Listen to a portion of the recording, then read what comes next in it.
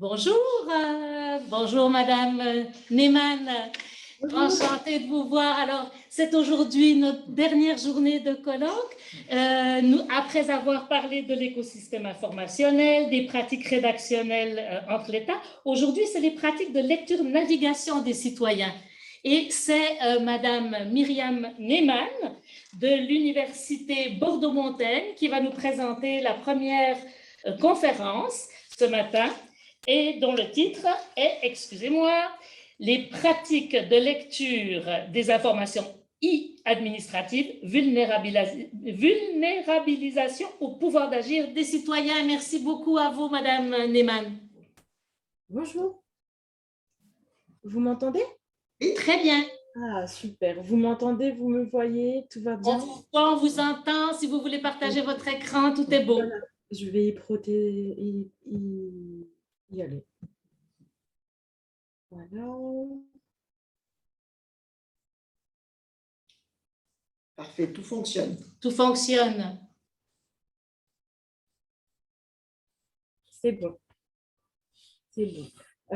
Super. Je vous remercie. Je vous dis déjà bonjour à tous et je vous remercie pour cette introduction. Je remercie également les participants pour leur présence aujourd'hui, ce matin pour vous au Québec et cet après-midi en Europe.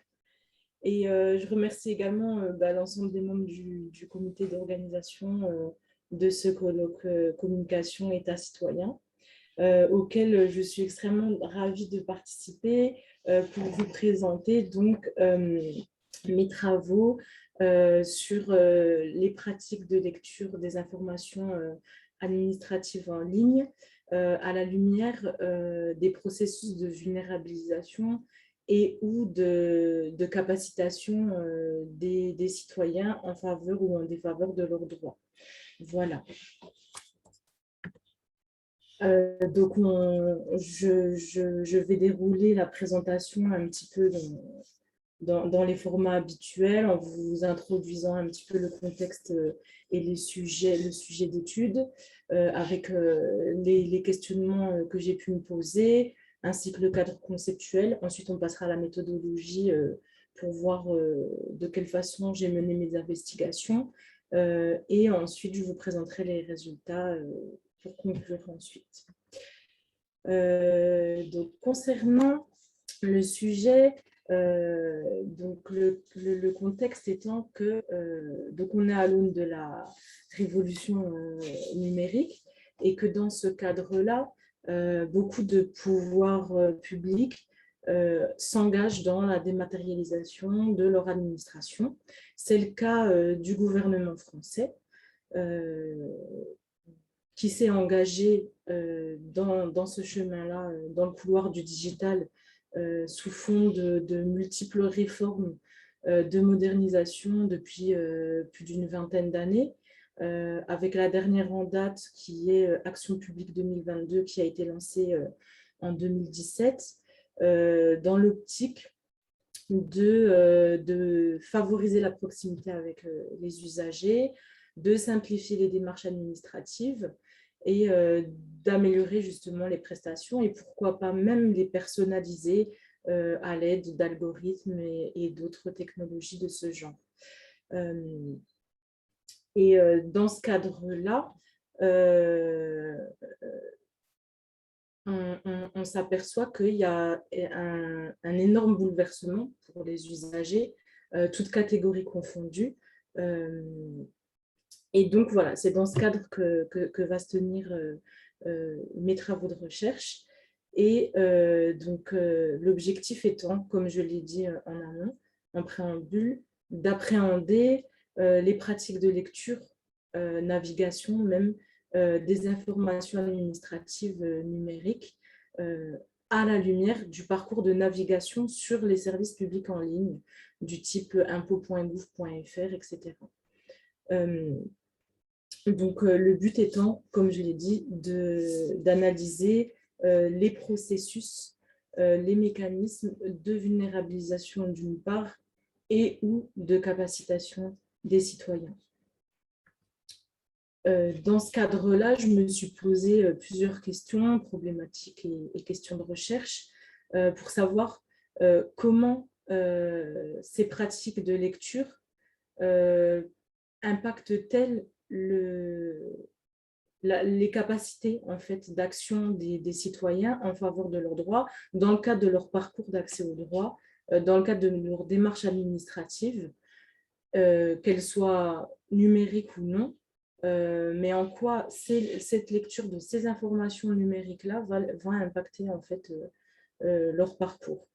Et donc, je sais que du côté européen, on fonctionne beaucoup dans tout ce qui est accompagnement des usagers dans des segmentations en fait, de population, à savoir des publics dits fragilisés, personnes en situation de handicap, ou alors les seniors, ou les personnes à faible niveau de revenus, ou faible niveau de compétences ou de diplôme.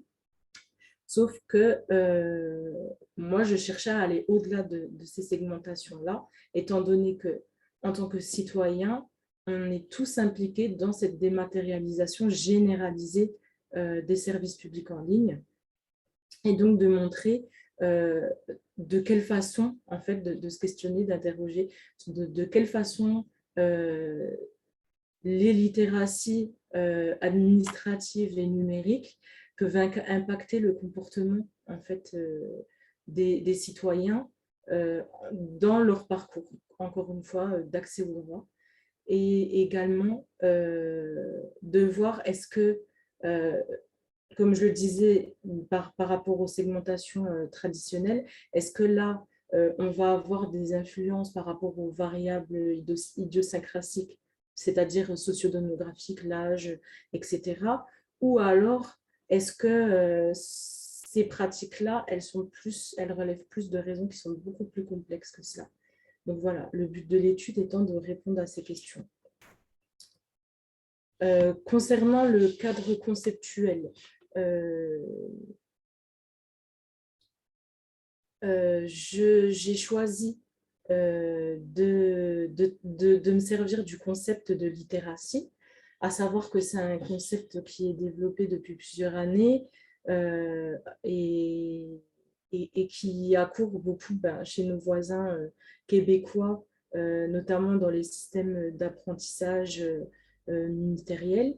En France, on est plutôt sur l'alphabétisation. Toutefois, l'alphabétisation est, à mon sens, une notion qui est assez rigide et traditionnelle, alors que la notion de littératie va permettre d'avoir une approche beaucoup plus interactive et fonctionnelle, où on a l'articulation entre différentes dimensions dans ce même concept-là. Et il se prête tout à fait à l'étude de ce sujet de recherche. Et donc, voilà, je vous ai mis une définition de la littératie qui émane d'un rapport réalisé par l'OCDE, un rapport, une enquête internationale. Mais en effectuant des recherches bibliographiques en état de l'art sur la question, il m'a apparu le concept de translittératie, à savoir que la littératie, elle peut toucher plusieurs domaines. La culture informationnelle, la culture des données, par exemple, aujourd'hui on est dans la culture des données, la culture médiatique, etc. Et donc, en fait, elle fait appel à plusieurs dimensions. Et dans le cadre de cette recherche-là, les dimensions qui m'ont intéressée étaient la littératie numérique d'une part et la littératie citoyenne, effectivement. Madame Claire, vous avez rédigé un article que je trouve très pertinent sur une étude qui a été menée au Québec sur la littératie citoyenne dans le cadre de l'accès aux droits dans le milieu de la santé et des prestations sociales. Et donc, je plaiderai plus sur un concept de translittératie administrative numérique ou e-administrative pour électronique. Voilà, qui ferait la passerelle, le pont entre tous ces concepts-là. Voilà. Je suis aussi allée du côté des usages et des non-usages e-administratifs. Effectivement, on a une grande tradition internationale sur des travaux en psychosociologie, sur les usages, la tradition des usages, etc. Néanmoins, Andonova notamment pointe les limites de ces approches-là, dans la mesure où les travaux sur la sociologie, on va dire, des usages, ne permettent pas d'appréhender réellement les dynamiques en fait, d'appropriation, les mécanismes qui vont se mettre en place, que les usagers vont mettre en place sur, par exemple, le rejet d'un outil numérique, le rejet donc c'est ce qu'on assiste à ça dans le cadre du décrochage administratif, par exemple. Donc, je me suis intéressée donc aux deux côtés, donc les usages et donc les non-usages. Les non-usages numériques, j'ai déploré le fait qu'il n'y avait pas de travaux systématiques sur le sujet. Il y a des collègues de mon laboratoire qui ont effectué des travaux dans la région Nouvelle-Aquitaine sur les non-internautes. Voilà, il y a quelques travaux éparses qui sont tout de même assez pertinents et sur lesquels je me suis basée pour étudier la question. Et aussi, donc, d'où le sous-titre de ma présentation, sur la vulnérabilisation et la capacitation des usagers. Donc, en ce qui concerne la capacitation, c'est une traduction qui a été proposée de l'anglais empowerment, sur lequel il y a eu beaucoup de travaux, un contexte historique aussi, et toute une appropriation, notamment en France, de ce concept-là.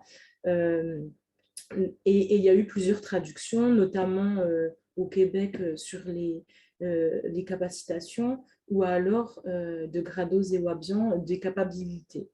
Voilà, ce sont tout un ensemble des artefacts conceptuels dont lesquels je me saisis pour traiter de la question des vulnérabilités et de la capacitation. Et concernant les vulnérabilités, il y a eu énormément de travaux sur le non-recours au droit, le fait de se décrocher en fait, administrativement, de renoncer à ses droits, du fait de plusieurs raisons, des difficultés administratives, à des difficultés en termes d'autonomie, etc. Et aussi d'inégalités socio-numériques, notamment à l'aune de ce que Mazet appelle l'état plateforme. Voilà. En ce qui concerne ma méthodologie, donc, je tiens à préciser que les recherches que je mène sont des recherches exploratoires dans le cadre de ma thèse de doctorat. Et donc, j'ai réalisé des choix méthodologiques et du fait aussi de la situation pandémique actuelle.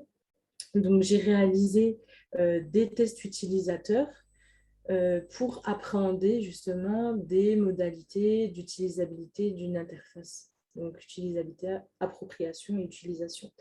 Cet outil d'investigation est traditionnellement utilisé en psychosociologie ou en ergonomie web.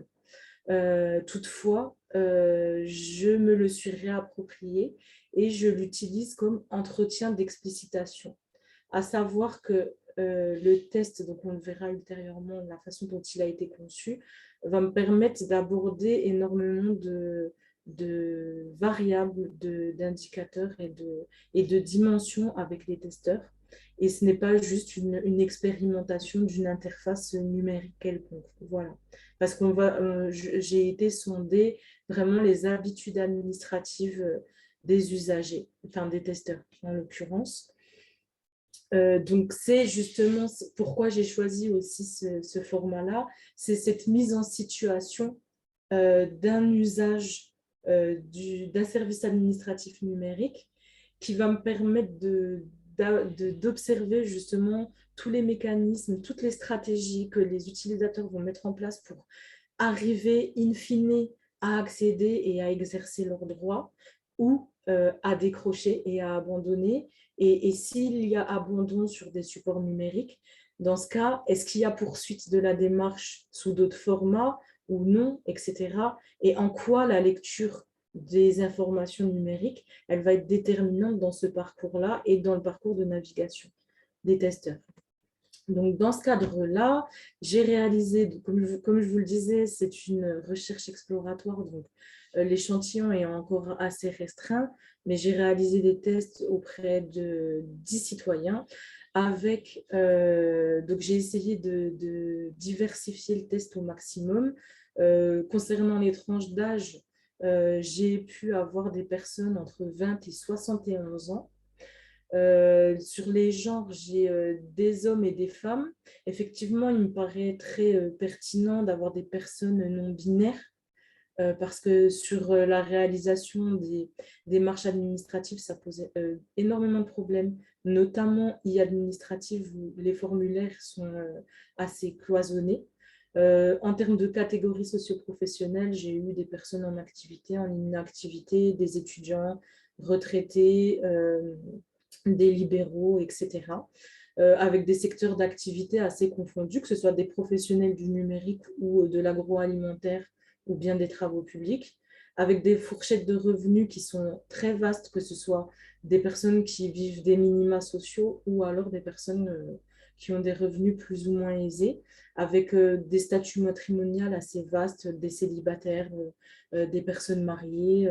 Je n'ai pas encore eu des personnes divorcées, il serait pertinent d'en avoir parce que ça incombe, ce statut-là, il incombe des démarches administratives très spécifiques, avec ou sans enfants. Et en termes de lieu de résidence, j'ai eu des personnes de la France métropolitaine, euh, de l'Est de la France, du Sud et du centre de la France.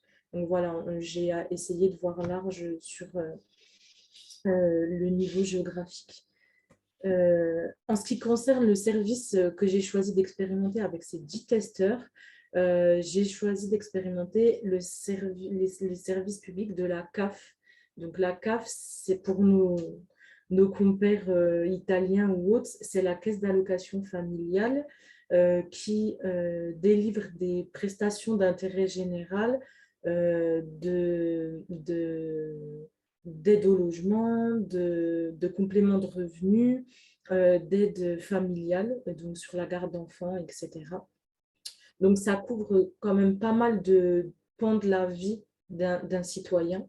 Un citoyen peut être amené au cours de son existence à avoir recours à ce service public-là sans pour autant être une personne en situation de précarité. Voilà. Donc, sur le déroulement des tests, comment j'ai procédé? Les tests se sont déroulés en 3 parties. La première est un entretien pré-test où j'ai posé quelques questions, notamment fermées, pour savoir quels étaient les usages et le niveau de connaissance de ce service public et de ce service public en version dématérialisée. Ensuite, j'ai élaboré 3 scénarios où je demandais de façon libre à la personne d'exprimer à voix haute tant ses actions que ses ressentis, ses impressions sur ce qu'il est en train de réaliser. Donc voilà, il y a une espèce d'introspection que je demandais aux testeurs de mettre en place. Et donc, j'ai demandé de réaliser des démarches en ce qui concerne les aides au logement, avec tout ce qui concerne de la recherche d'informations pures, de la réalisation d'une simulation, parce que sur ce service public en ligne, il existe un simulateur qui existe dans d'autres services publics. Je ne sais pas si c'est le cas dans d'autres pays, mais voilà, un simulateur. Donc, ça permet, pour ceux qui ne connaissent pas, d'estimer, de rentrer des informations personnelles et d'estimer quelles sont les aides et les droits auquel on peut prétendre en fonction des données qu'on a fournies. Voilà, il y a un algorithme qui traite tout ça et qui vous donne une estimation, une fourchette. Et la troisième démarche que j'ai demandé de faire est de faire une demande d'aide au logement.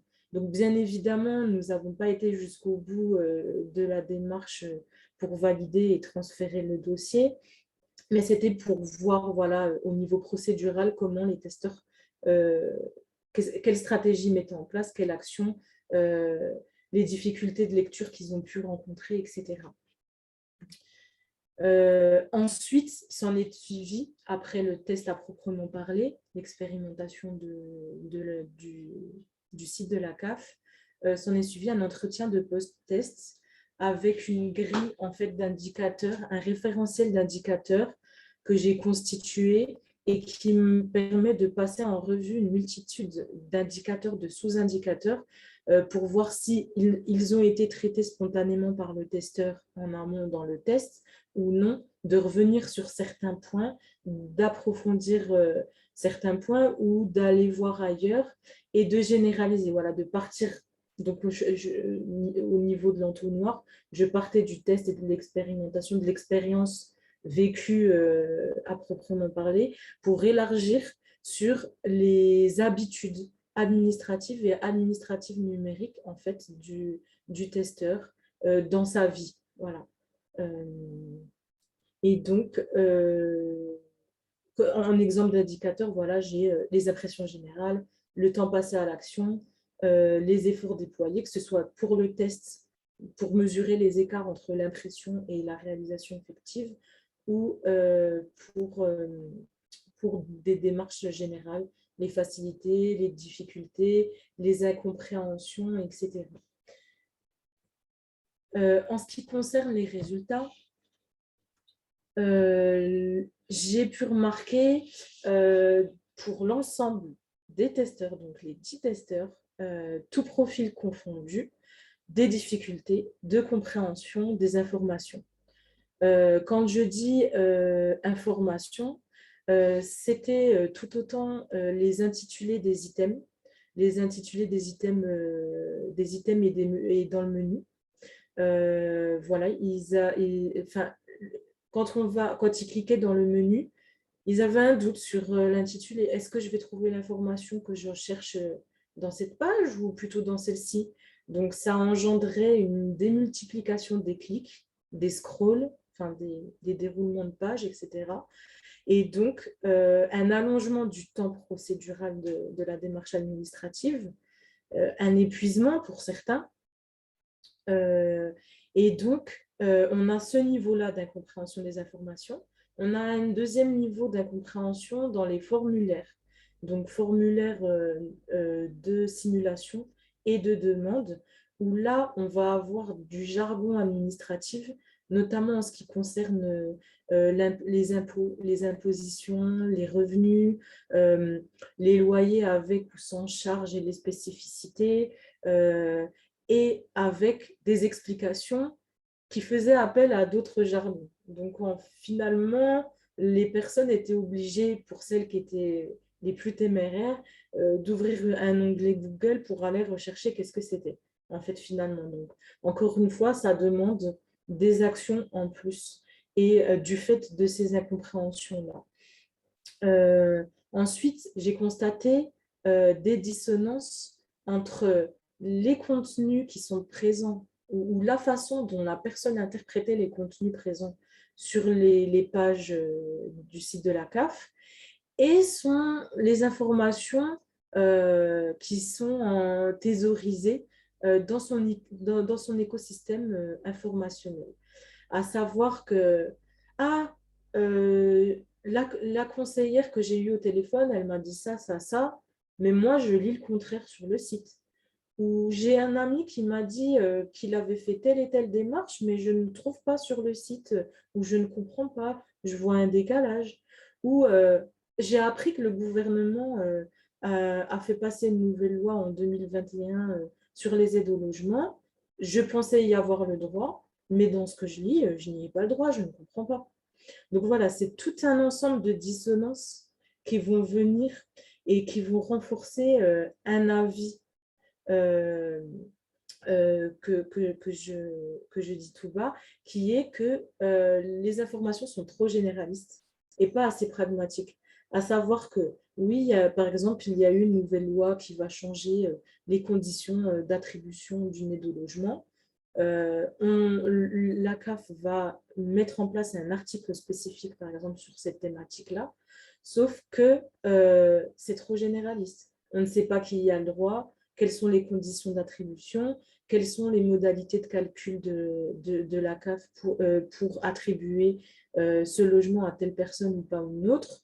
Est-ce que si je change tel ou tel paramètre sur ce que j'informe sur ma situation personnelle, est-ce que ça va avoir une variation ou pas? Donc, les informations sont trop généralistes et ne permettent pas, en fait, aux testeurs, n'ont pas permis aux testeurs d'être en capacité, justement, d'agir en connaissance de cause et notamment grâce aux outils comme le simulateur.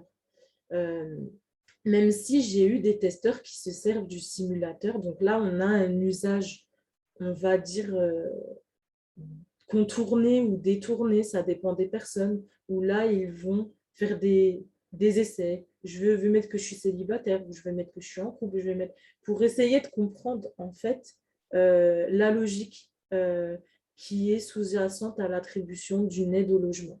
Parce que ces informations-là ne sont pas visibles ou comprises, du moins par les testeurs. Donc, l'ensemble des testeurs, donc des 10 testeurs, ont rencontré des impasses pour aller au bout, notamment de leur demande de logement. Aucun n'a réussi à terminer la démarche-là sur le scénario 3, car soit il y a eu des problèmes techniques, soit il y a une absence de feedback, à savoir de retour quand il y a un problème technique. Voilà, qu'est-ce qui s'est passé? J'ai eu le cas de plusieurs testeurs qui n'ont pas de message et qui n'ont pas de perspective sur les actions à faire. Donc, ils ont recommencé 1, 2 fois la démarche et en restant dans la confusion. Il y a eu beaucoup aussi en termes de, donc là sur la dimension plutôt émotionnelle, socio-cognitif, il y a eu beaucoup de frustration dans la réalisation des démarches. Donc effectivement, réaliser des démarches administratives, il est vrai que ce n'est pas une activité joviale. C'est une obligation que beaucoup se font la charge de faire car c'est normal, on perçoit des aides, souvent financières. C'est normal d'assumer cette charge administrative-là. Mais sur les expériences administratives, ces émotions vont être, j'ai eu l'impression qu'elles ont été amplifiées parce qu'on est face à une machine et pas un être humain. Et quand on n'a pas forcément les compétences en termes de littératie numérique, et même si on les a, on peut avoir, s'il y a un bug sur le site et qu'on n'en est pas informé, qu'il n'y a pas ces messages de feedback, par exemple, ça va être compliqué en fait d'accéder à ces droits depuis ces plateformes-là étatiques. Beaucoup ont ce besoin-là de recourir, quand je dis médiation extérieure, ça peut être à des amis qui vont venir nous aider pour faire les démarches ou des proches, ou de contacter les administrations, soit sur les espaces personnels via les messageries, de façon à s'assurer d'une traçabilité du fait d'expériences passées, ou alors par téléphone, ou se déplacer dans les administrations, chose qui est devenue de plus en plus complexe bien avant la pandémie et d'autant plus aujourd'hui. Et le dernier résultat étant que un important niveau de littératie numérique ne garantit pas forcément un accès aux services publics en ligne. Et souvent, dans les campagnes de médiation numérique, on vise des personnes qui ont un faible niveau de littératie numérique en se disant, en laissant de côté la littératie citoyenne et en se disant qu'en leur donnant des compétences numériques, ils arriveront à accéder à leurs droits. Sauf que je me suis rendu compte, notamment avec des publics jeunes, ils ont certes un fort niveau de littératie numérique en ce qui concerne l'usage des réseaux sociaux ou de plateformes d'enseignement dans le cadre de cours à distance, etc.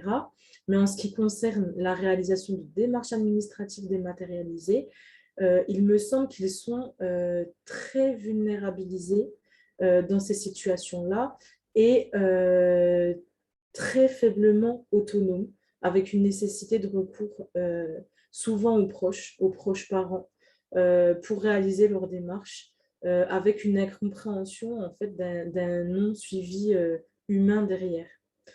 Voilà. Donc, pour conclure, il semble que les usages administratifs sont complexes, non pas du fait de catégorisation de population, mais aussi du fait de complexité de la sphère administrative. Je m'explique, c'est que l'e-administration, elle est le point, l'interstice entre différentes complexités, à savoir les complexités à proprement parler administratives et des administrations, les complexités techniques et les complexités qui sont rencontrées dans la vie des usagers et qu'il faut calquer sur des formulaires, des process qui sont établis en amont. Donc voilà, ce croisement-là de multiples complexités fait que, outre un fort niveau de littératie numérique ou de littératie administrative, il y a ces difficultés-là, voilà, que j'ai constatées. Donc, bien évidemment, c'est une étude à poursuivre pour s'assurer de la viabilité, de la fiabilité de ces résultats-là. Mais voilà, c'est les résultats préliminaires. Et que aussi, ben, l'administration doit rester humaine. À savoir que souvent, les réformes de dématérialisation s'accompagnent de baisse de l'emploi public. Donc, avec une baisse de la couverture sur les territoires d'institutions, une baisse notamment en France, avec un départ en retraite sur 2 qui n'est pas remplacé, etc. Donc, on a moins de personnel pour gérer les dossiers. Donc, on compte sur le numérique pour venir combler. Or, il semble que ce n'est pas suffisant. Et dans tous les cas, pour les testeurs, il est nécessaire pour eux d'avoir quelqu'un au bout du téléphone ou derrière la messagerie ou autre. Et par ailleurs, les avatars d'assistance où on pose la question et c'est un robot qui répond, 100% des testeurs ferment automatiquement cette fenêtre-là car ils savent que derrière, ce n'est pas un humain qui va leur parler et donc que la machine ne saura pas déceler les subtilités de leur situation et y répondre favorablement. Voilà, donc il me semble que, étant donné qu'aujourd'hui on est dans le dernier terme pour conclure sur les pratiques de lecture, il me semble que les thèmes qui ont été abordés sur les 3 jours se complètent totalement et qu'au niveau rédactologique, ce pont entre l'usager, ses pratiques et aussi les contraintes des rédacteurs professionnels, etc., doivent être toujours établis de façon à ce qu'il y ait quand même une cohérence en dépit des difficultés, des vulnérabilisations, de façon à éviter justement des ruptures de droits trop fréquentes avec, pour certaines personnes, une fragilisation et de tomber dans la précarisation parfois extrême avec des phénomènes d'exclusion numérique. Voilà. Merci beaucoup. Merci à vous. J'arrête le partage d'écran. Merci. Véronique? Oui, merci beaucoup pour votre présentation et pour montrer à quel point c'est un piège que dans une granularité d'aller trop vers le singulier au détriment du collectif. Et vraiment, je ne sais pas si vous m'entendez parce que là, vous êtes… Oui, je vous entends. D'accord. Et effectivement, de montrer qu'il nous faut d'abord gérer le collectif avant d'aller voir des cas particuliers et que la complexité de l'information à lire relève de l'ensemble des citoyens et non pas d'une population ciblée. Donc déjà, merci d'avoir pointé ça. et grâce à votre échantillon, de montrer que toutes les personnes de votre échantillon rencontrent des difficultés. Alors, ça, c'est un premier élément. Deuxième élément, votre choix du mot appropriation, c'est une appropriation et non pas une acquisition. Et merci de montrer que c'est un processus. Et une des questions que j'aimerais vous poser, c'est est-ce que par-delà cette notion d'appropriation, il n'y aurait pas cette éducation citoyenne? Vous avez parlé des jeunes qui étaient en difficulté alors qu'ils sont quand même nés dans l'ère du numérique. Ça montre bien qu'il y a peut-être un problème de représentation de ces outils d'administration. Qu'est-ce que c'est la CAF pour un jeune de 10 ans? Ce n'est pas enseigné à l'école. Et c'est possible qu'il découvre ce service au moment où il en a besoin, mais qu'il n'en avait jamais eu, il n'en avait pas de représentation mentale avant. Et donc, est-ce qu'il n'y aurait pas une opportunité d'éducation citoyenne pour aider à cette appropriation? Alors, c'est une question tout à fait pertinente que vous me posez là. J'ai eu le cas d'un testeur qui est né en Guyane, donc c'est un territoire d'outre-mer, un territoire français, mais d'outre-mer. Et qui me disait, moi j'ai eu des cours au collège où on me parlait de la responsabilité civique de faire ces démarches administratives. D'autres testeurs ne m'en ont pas parlé, notamment les jeunes que j'ai interrogés, qui étaient vraiment dans une situation pour certains d'anxiété parce que jeune étudiant qui attend des APL, donc des aides au logement pour son logement étudiant, qui doit payer ses frais d'inscription à la fac, etc., mais qui n'a pas sa bourse encore, etc., ça fait tomber en fait dans la précarité. On crée des précarités avec ces fonctionnements-là. Et effectivement, à l'issue de ces tests, j'ai modifié des grilles pour demander aux personnes comment ils ont appris à faire leur démarche administrative. Comment ça leur est venu? Et souvent, on me répond, ah ben, c'est ma famille qui m'a appris. C'est ma grande sœur qui m'a dit qu'il existait une aide de la CAF pour les nouveaux accédants à la propriété. Je ne savais pas. Et du coup, je l'ai faite. Donc, en fait, je me suis rendu compte que la plupart des personnes que j'ai interrogées avaient connaissance des prestations délivrées par la CAF du fait de discussions avec un entourage, que ce soit familial ou amical. Et que finalement, cette éducation civique dont vous parliez, elle n'est pas très présente et que ça, il me semble, et vous confirmez cela, que ça peut être une piste à creuser pour favoriser justement une médiation citoyenne numérique de cette translittératie e-administrative dès le plus jeune âge, de façon à éviter aux jeunes d'être lancés à corps perdu dans une démarche avec des termes et des jargons incompréhensibles. Et j'ai aussi intégré une question qui demandait à ces jeunes-là de se projeter dans le futur. À savoir, je leur demandais, bon, tu es étudiant, le jour où tu vas travailler, tu vas gagner ton premier salaire, un an de salaire. Qui dit salaire dit déclaration de revenus. À ton avis, comment tu vas faire pour déclarer tes revenus sur le site desimpôts.gouv.fr? Ah, je vais demander à mes parents, je vais demander à mon conjoint parce que j'en ai aucune idée. Donc, juste en leur posant cette question ou à d'autres adultes donc en situation d'activité professionnelle pour accéder au dossier de retraite, comment allez-vous faire? Ah ben, j'en sais rien. Ou des personnes qui ont réalisé les dossiers, parce que certains ont le statut d'aidant, ils aident leurs proches à réaliser leurs démarches administratives, qui vont réaliser un dossier de retraite pour un parent, un grand-parent, etc., qui vont se souvenir de ça et donc qui vont mettre en place des stratégies pour mettre des papiers de côté, pour savoir que on va me demander tel et tel justificatif administratif, on va me demander telle et telle information, il faut que je les prépare, il faut que je fasse attention à mes fiches de paie, etc. Donc, ça veut dire qu'effectivement, un jour, on se réveille, on a un besoin, on en entend parler par un proche, et en fait, on va devoir se débrouiller tout seul. Et quand on appelle les services, étant donné qu'il y a une baisse de l'emploi public, etc., manque de disponibilité, de bugs sur les sites technologiques, etc., ça va être une complexification.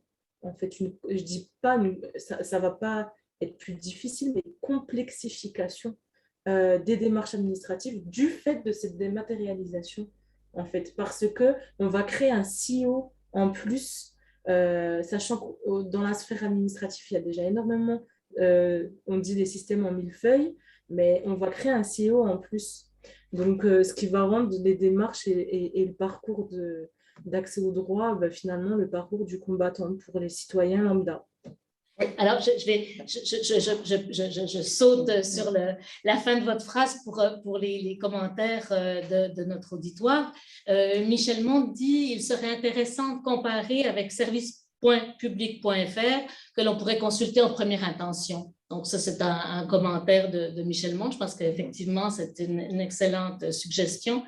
Le CEDAF, le Centre de documentation, là, il manque toute l'acronyme complet, mais enfin à Montréal, qui s'occupe de la documentation et de l'alphabétisation auprès de faibles lecteurs. Alors, on nous dit il y a aussi la question de la cybersécurité, entre parenthèses, protection de ses informations personnelles, savoir créer un mot de passe sûr, etc., qui varie beaucoup selon les niveaux de littératie numérique et qui peut créer d'autres sortes de vulnérabilités.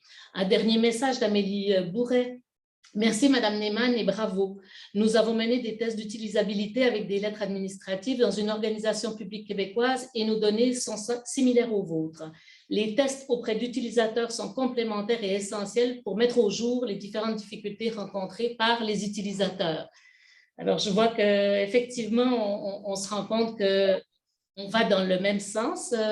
Je voulais vous demander, peut-être, Véronique, oui. Tu peux faire un dernier petit mot avant? D'accord, merci. Alors, par rapport, vous avez réalisé un échantillon, vous avez déjà commencé à donner des pistes, mais est-ce qu'à partir de cet échantillon, vous allez élargir, soit en prenant plusieurs sites, soit en ciblant sur une population?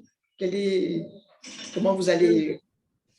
Alors, il y a deux dimensions à ma réponse. La première étant que là, j'étais dans une approche, on va dire, micro-sociale, qui était à cheval sur du médico-social, à savoir que je pouvais connaître un peu quelle était la relation, les tenants de la relation, les représentations que les usagers avaient des agents publics, que ce soit opérateurs ou collectivités ou autres. L'objectif étant aussi d'avoir un traitement à ce niveau mezzo, donc de rencontrer des agents publics qui traitent des dossiers, qui sont à l'accueil, qui prennent en compte les demandes des citoyens et d'avoir leur avis pour croiser en fait ces données-là et avoir les deux avis. Ça me semble pertinent d'une part. D'une seconde part, attendez, j'ai un trou. D'une seconde part, oui, il me semblait pertinent de faire des tests. Donc, je n'ai pas encore calibré le nombre. Est-ce que 10 c'est suffisant? Est-ce qu'il en faut 100? Est-ce qu'il en faut, je ne sais pas. Mais de calibrer des tests et d'en faire sur plusieurs services publics numériques qui puissent suivre la trajectoire de vie d'un citoyen. À savoir, nous, en France, quand on a eu son bac ou même avant, on s'inscrit sur un site pour faire ses vœux de formation supérieure. C'est une des premières démarches qu'on fait. Peut-être demande en bourse, demande de logement étudiant. Voilà. Et ensuite, les impôts jusqu'à la retraite. Et donc, ça permet de voir dans l'existence d'un citoyen lambda quelles sont toutes les démarches qu'il y a à réaliser, toutes les difficultés qu'il peut rencontrer et aussi de quelle façon un individu, en dépit de ces difficultés administratives, va puiser dans son environnement pour être en capacité d'arriver tout de même au bout de ce parcours du combattant et d'accéder à ses droits. Voilà. Une question. Juste, je voudrais rebondir. Oui. Ce n'est pas une question, c'est juste un commentaire. Ce que vous êtes en train de dire, c'est que vous voudriez mettre en avant le parcours de vie administratif d'un citoyen lambda. Voilà. Et je trouve ça particulièrement intéressant parce que ça permettrait aux citoyens de se construire une image mentale des différentes étapes qu'ils vont devoir franchir. Mais j'en dis pas plus, c'était juste pour... Et je rebondis sur ce que vous dites, et aussi pour les administrations, de savoir telle personne, elle a telle demande, ben, je vais lui donner à avoir ce schéma-là. Vu qu'elle ne connaît pas, je vais lui donner. Et ce serait un outil aussi et de décision politique et de modification, d'adaptation des pratiques professionnelles du côté administratif. Alors, oui, je vois, j'ai deux petites questions, il faut vraiment qu'on termine, mais combien, il y a quelqu'un qui nous demande, enfin qui nous demande, combien de temps les personnes passaient-elles sur votre test? En moyenne, 2 heures.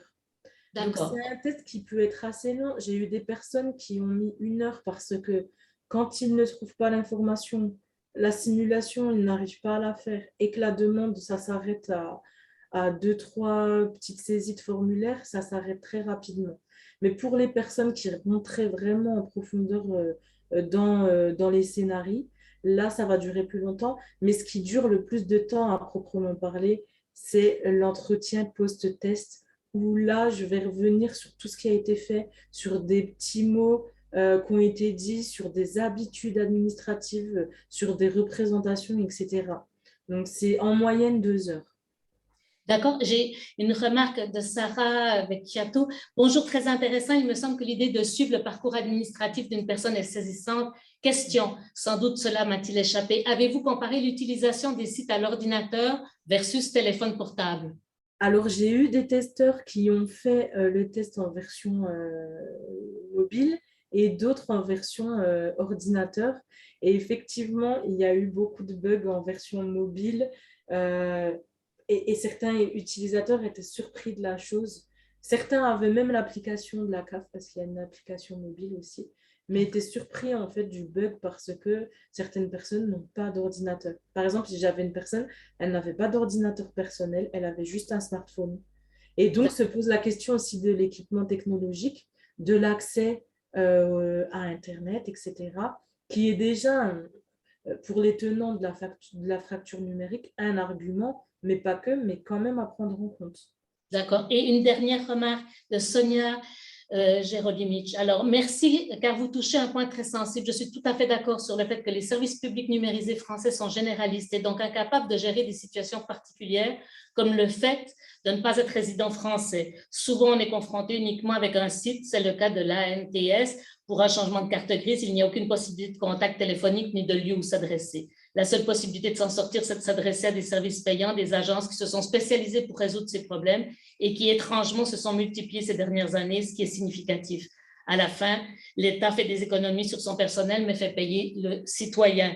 Alors, effectivement, c'est une excellente remarque. Moi, je voudrais terminer en vous disant, parce qu'on a déjà dépassé là, que les travaux que nous faisons ici dans les administrations publiques, nous travaillons toujours avec le parcours des citoyens. Et vous avez une excellente intuition de travailler sur le parcours administratif parce que je pense qu'on peut difficilement trouver des outils si on n'inscrit pas ça vraiment dans un parcours administratif. Alors ça, c'est félicitations et on restera en contact certainement. Je tiens à vous remercier encore infiniment.